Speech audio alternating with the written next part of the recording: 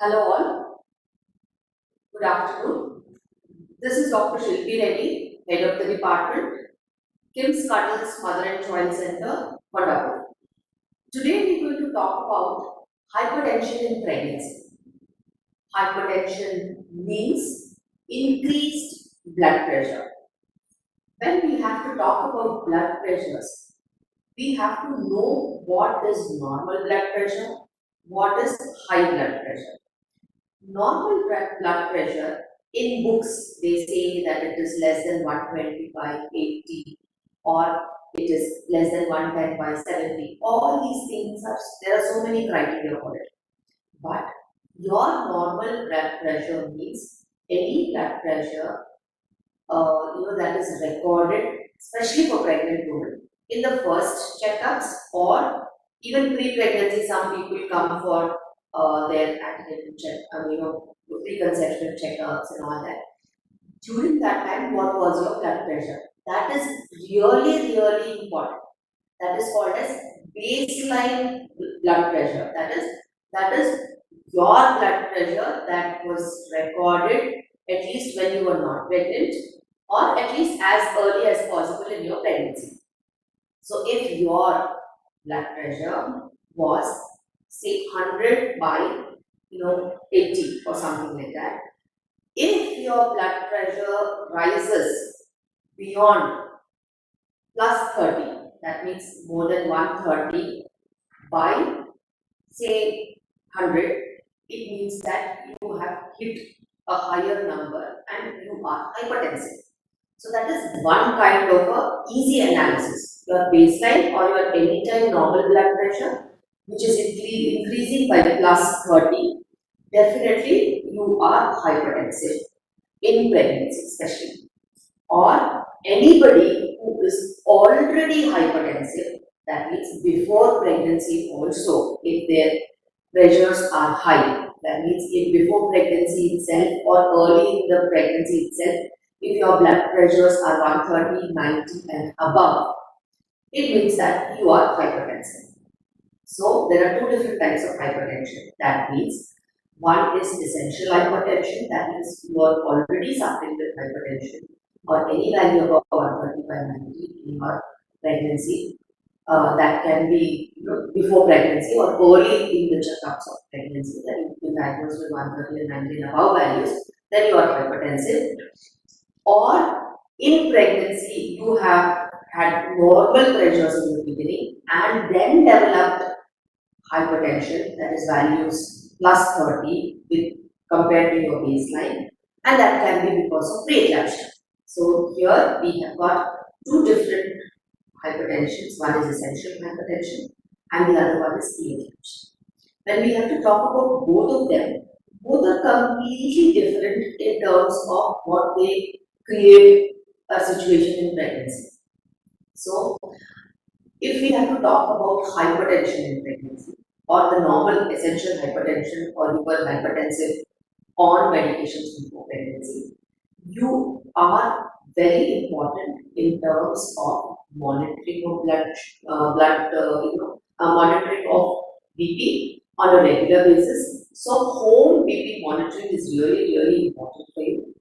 And whatever medication that you are taking in pregnancy, it has to be safe when compliant to the pregnancy recommendations and requisites. So, if you are taking some, random medications or any other, there are beta blockers, there are so many other medications in terms of hypertension. You have to be shifted to some safe molecules like,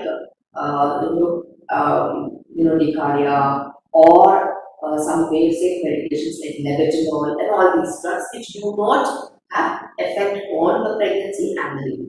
So it is important that all hypertensives, that is essential hypertension, women need to be counseled about safe medication during pregnancy, regular home BP monitoring, especially every day possible, morning and evening once, in a calm situation, not anxious, And after sitting for say about 5 to 10 minutes in a calm environment, then you should check your blood pressure. So that is really, really important. So essential hypertension is one part. And now we have to talk about preeclampsia. Preeclampsia is a type of hypertension which develops in pregnancy, which is more so related to the placenta and the placental hormones and the pregnancy hormones. This is an exclusive phenomena that we see in pregnancy, wherein because of the pregnancy itself, there is a rise in the hypertension, that is the blood pressure levels, and these are caused by the placenta and the placental hormones and the reaction of placenta and its hormones on the body.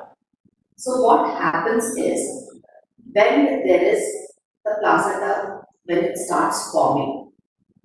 So early in pregnancy itself, in the first 12 weeks of pregnancy, your the fetus, when it gets implanted into the uterus, it starts forming the placental structure. And once the placental structure is started to form, there are two levels of invasion.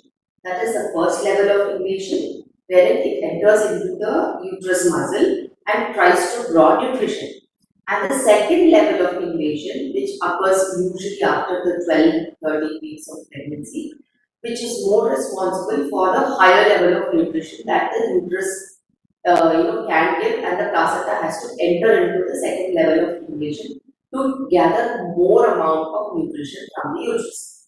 So if there is any kind of discrepancy in the secondary invasion of the placenta, which usually occurs after 12 weeks of pregnancy, then there can be chances of preeclampsia and eclampsia.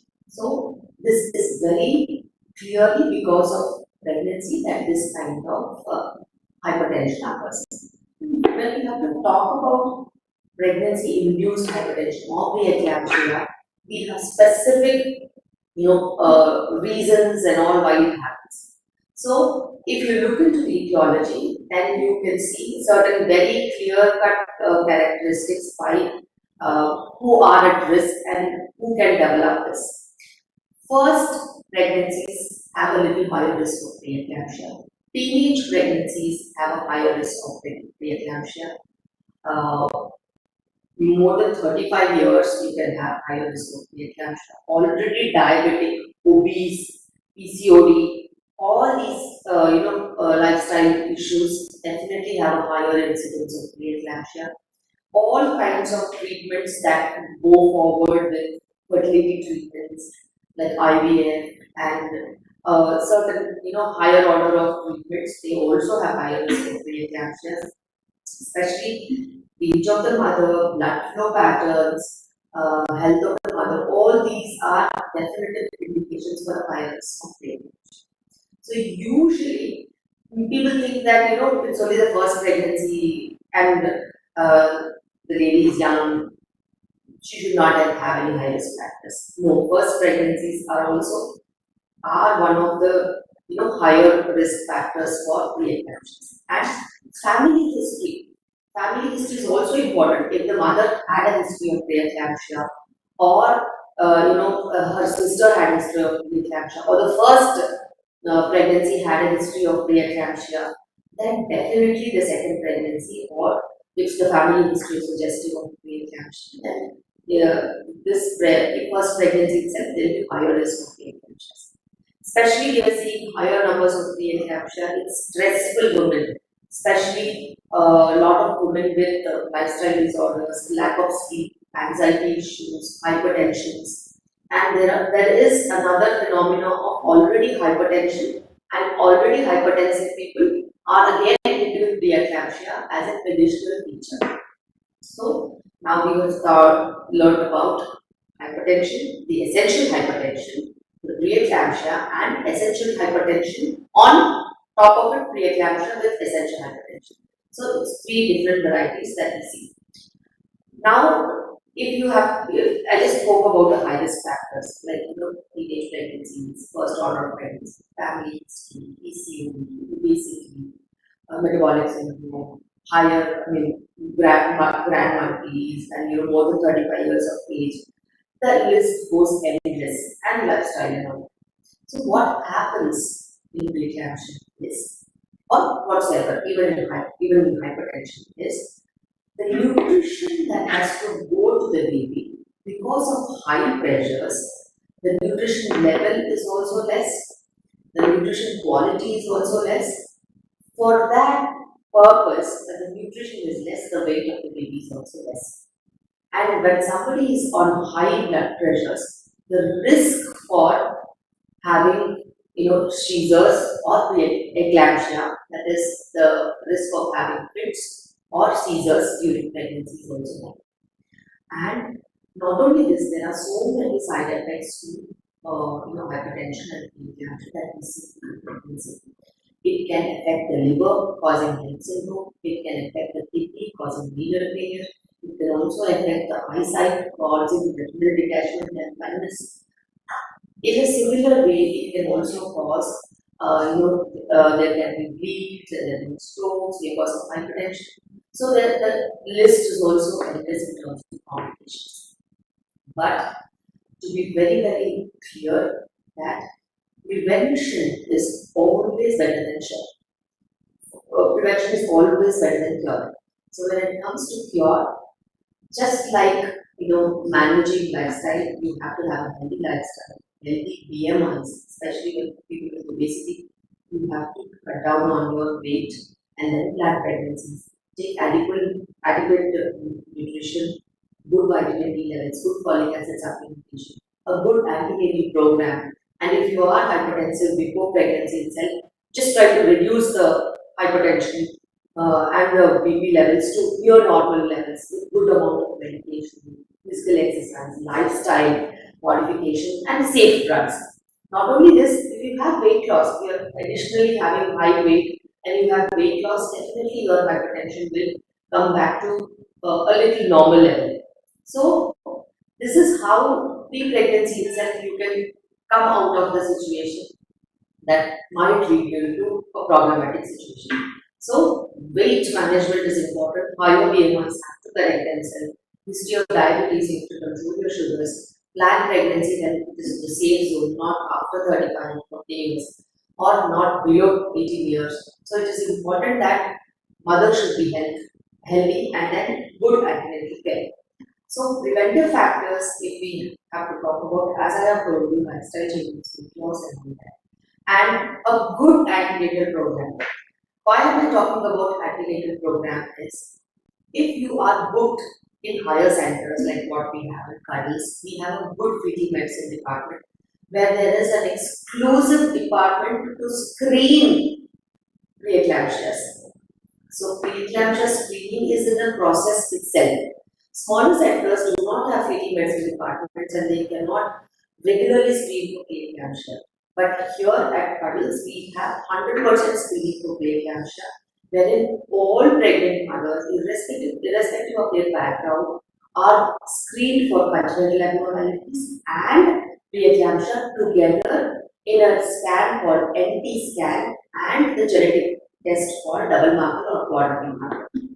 So this scan, which usually takes place in between 12 to 14 weeks, specifically 11 plus 6 weeks to 13 plus 6 weeks. So this frame, we have got 2 weeks of time wherein if we get one proper NT scan done and we send either a double marker for all low risk people and a quadruple marker for any kind of high risk people, what I have told you just now, these markers and the NT scan together.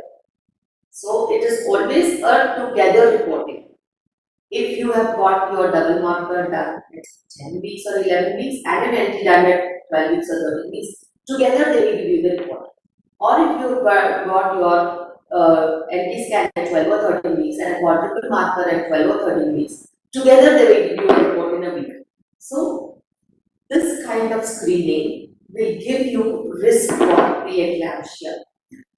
So, it is preventable. So, you can diagnose whether in this pregnancy there are chances of preeclampsia or eclampsia, whatever, and how to prevent it. So when we talk about preeclampsia screening, the NT scan gives values and the double marker gives the blood markers. If you have to talk about the NT scan, what all you can find about an NT scan? Certain risks about preeclampsia. In NT scan, we can find about the blood flow that is going to the uterus, that is the uterine artery blood flow, wherein the PI of the uterine artery is calculated and we check for any resistance in flow. If there is any resistance in flow in the uterine arteries in the NT scan or the PI in the software report, if it is more than the mean in the software report, if it is more than 1.2, then definitely a risk can be anticipated. So this is the scan finding. Similarly, we have genetic markers also, like the nasal bone, the nuchal translucency, the ductus venous flow, the tricuspid revegetation. All these things are mainly for the genetic risk assessment.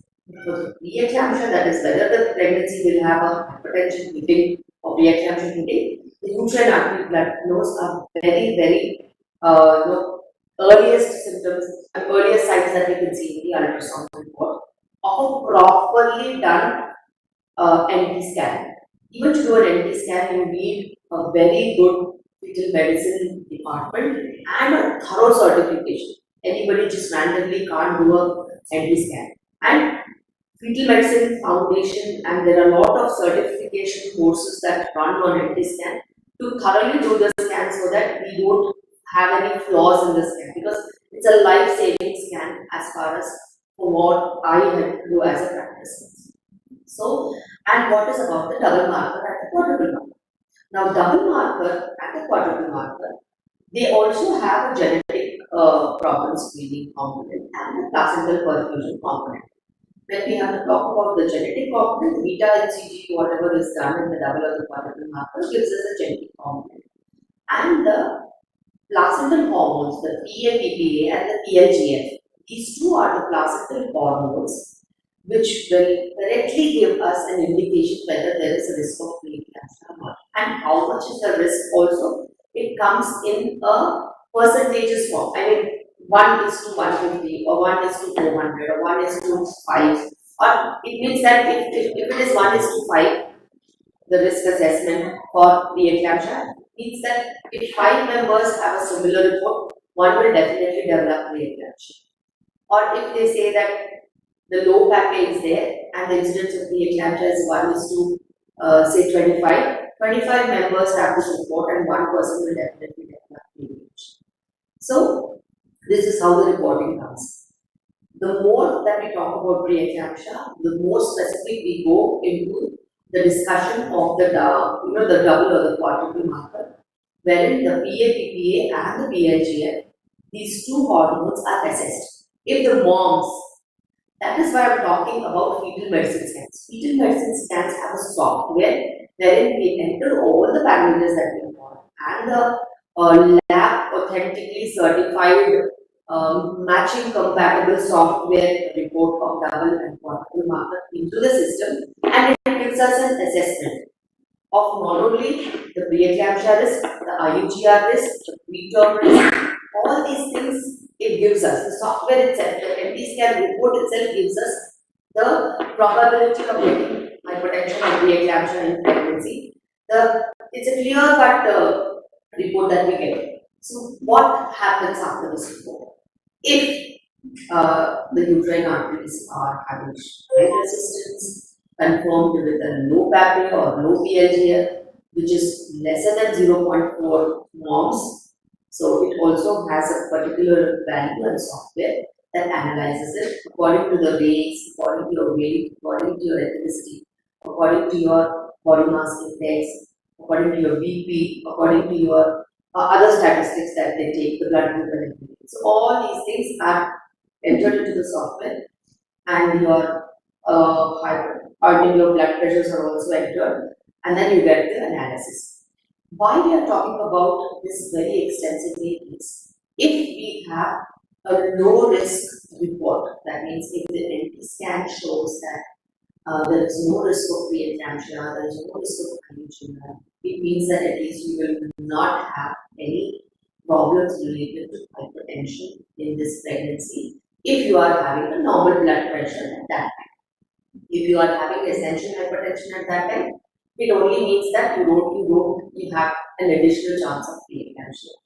You are essential hypertension will go on, and you need to manage that. But if you have a normal BP and if you are having a normal LV scan report with a normal PABP and PLGA, it means that you will not have preeclampsia.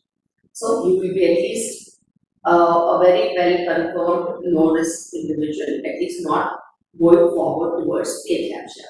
Now, if you are high risk, now the report says that there is a high risk of hypertension, of preeclampsia, there is high risk of IUGR, there is high risk of certain parameters if it reflects. This is the step that is really, really important, wherein we can intervene at this 12 weeks or 13 weeks of pregnancy and change the course of the pregnancy, not to get preeclampsia or not to get hypertension because of this factor, or at least avoid or delay to the late third trimester by giving you medications which will prevent this problem. So as I had discussed previously, prevention is always better than cure. So as a part of preventive mechanism, this LT scan and double marker or quadruple marker combined report prevents us with the preventive strategy. So it prevents the ongoing mechanism of the preeclampsia by giving us a method to solve this problem. So it is nothing but you have a problem and you have a solution. If you don't have a problem, there is no solution required. So what is the problem now that we have identified? You have a preeclampsia or the chances of preeclampsia. What is the solution? The solution is definitely in the doctors and the patient's hands by three different mechanisms. Now comes first the mechanism of your medication. So what preventive medications that we can give you to prevent preeclampsia once you are high risk? That is low dose aspirin, which is really, really important. Nowadays, the dose is 150 mg every day, we take in the night after dinner. From the day of the LT scan and the double marker or quadruple marker report, continue it till your obstetrician tells you. Usually, I continue it till a couple of days before the delivery. So that is really, really important. And medicines also, I usually supplement with L-arginine and some amino acids which have definite benefit in preventing preeclampsia. This is the medicine part, and definitely they will help. They will have good amount of help with calcium supplements, which I give twice a day, iron supplements, and also the DHA supplement that we regularly give, and the vitamin D supplements, which I usually recommend. So this is the medication part. The next part comes is the diet part. For anybody and everybody who is having a high risk of preeclampsia, we recommend them to take good diet rich in high protein rather than a lot of carbs. Definitely complex carbohydrates have to be given, but a diet rich in protein will definitely have more number of amino acids, the nutrition that is required in not only prevention of preeclampsia, also tissue building and tissue healing. So it is important that not only medications like ecosprin, and amino acids, also there is a role of high protein diet, and added to it, the third part is the exercise part. So I usually tell my patients that 20% medications will work, 30% your proper diet schedule will work, 30% your exercise will work, and 10% is all about luck.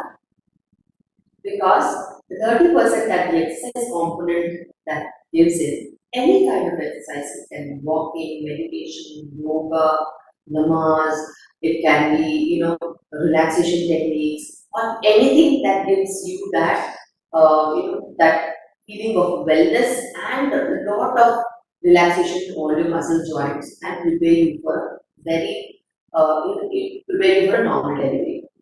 It is very, very important that these components are matched. Now, what I have taken into consideration the 10% amount of fat. Definitely, if the risk is 1:5, and one person out of these 5% can get the problem, definitely the other 4% are lucky. So definitely a component of luck is also there. So any preeclampsia risk that is identified can be definitely tackled in one way or the other.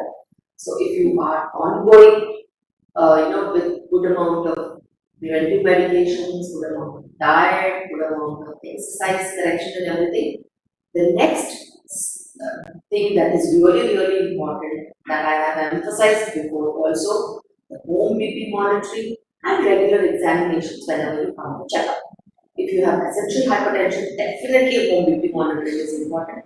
If you have high risk for only preeclampsia, whenever you come for the checkups, you can have your BP checked.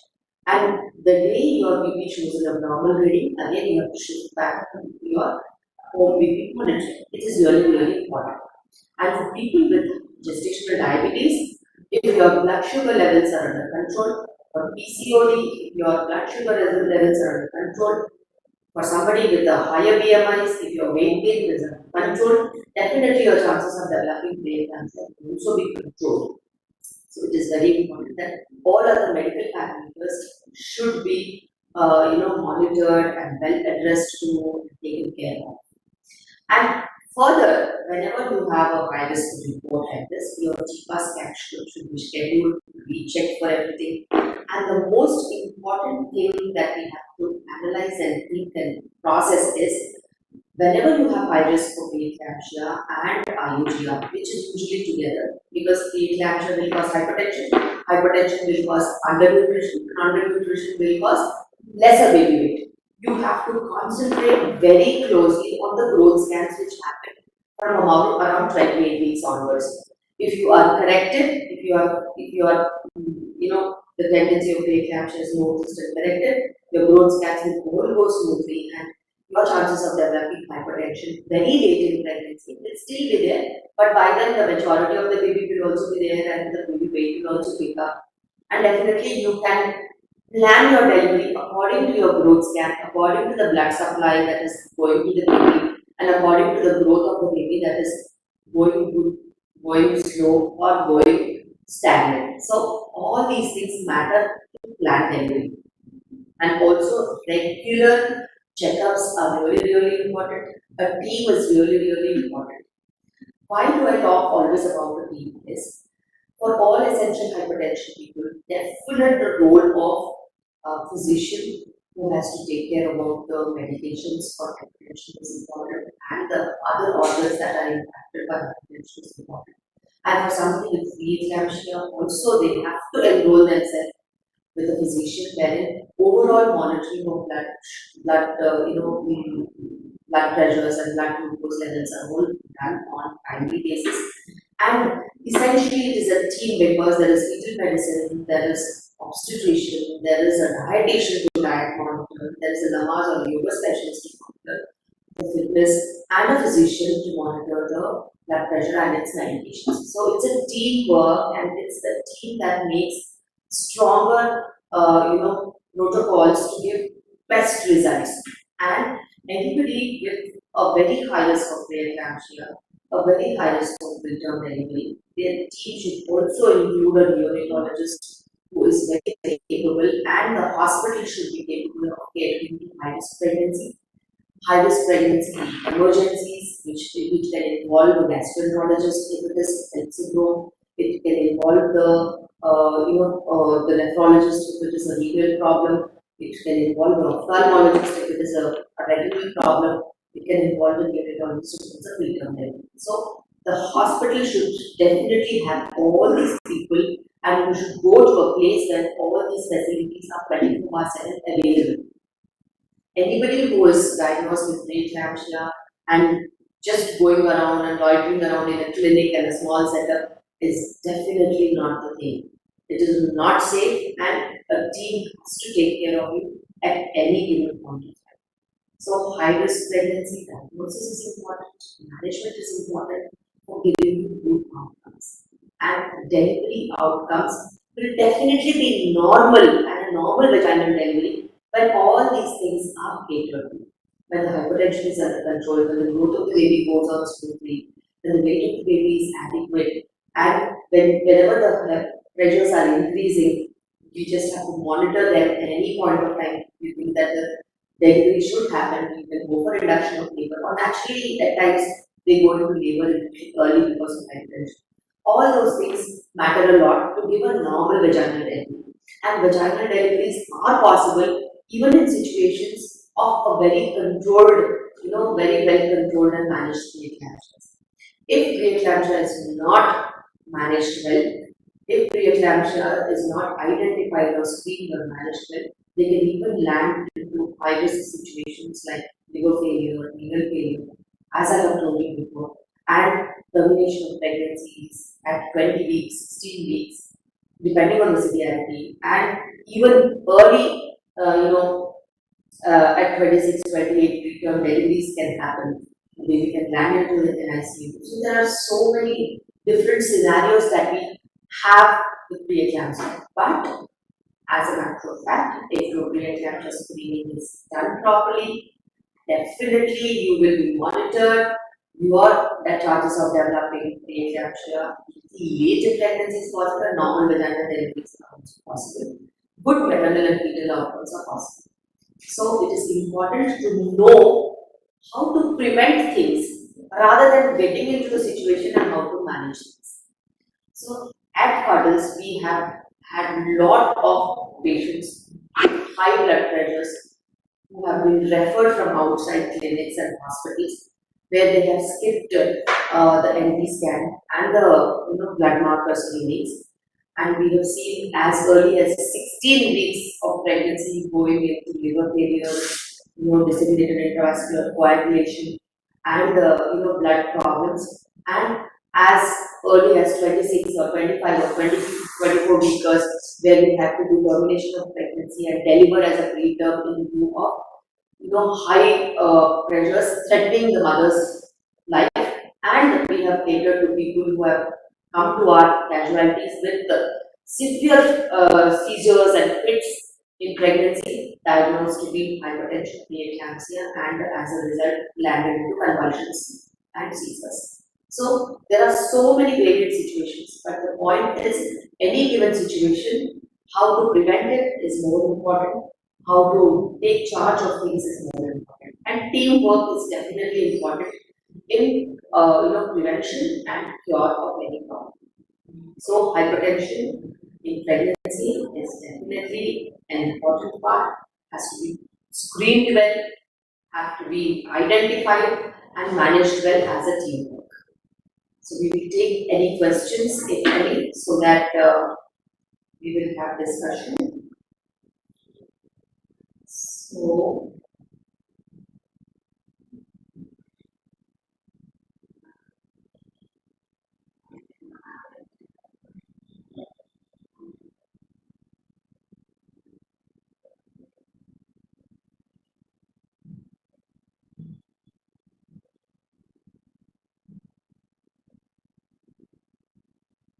So there's a question that do you do the scan routine? Yes, NT scan is a part and parcel of the antenatal screening program, and it's a mandatory scan, and I make sure NT scan and double marker are done for everybody with a low risk factor, and NT scan and quadruple marker are done for anybody identified to be in the highest factor. And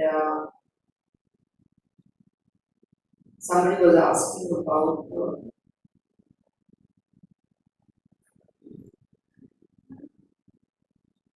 so does it prevent preterm delivery? Yes.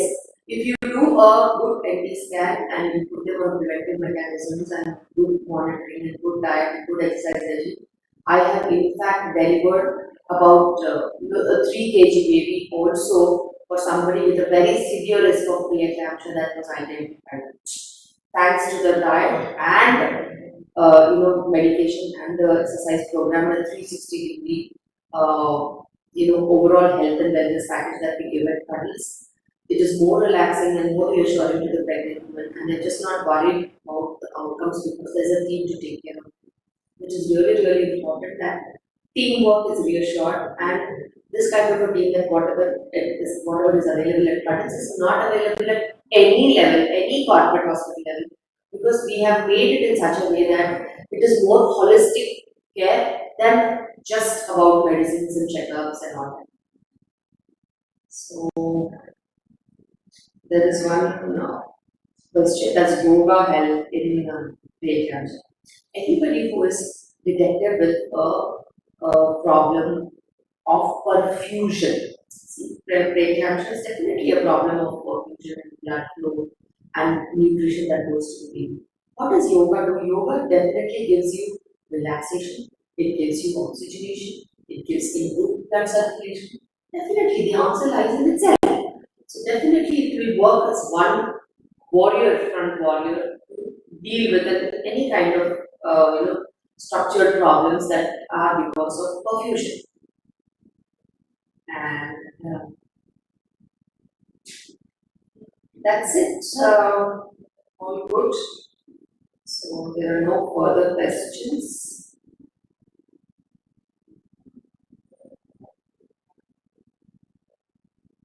So we can call it a day.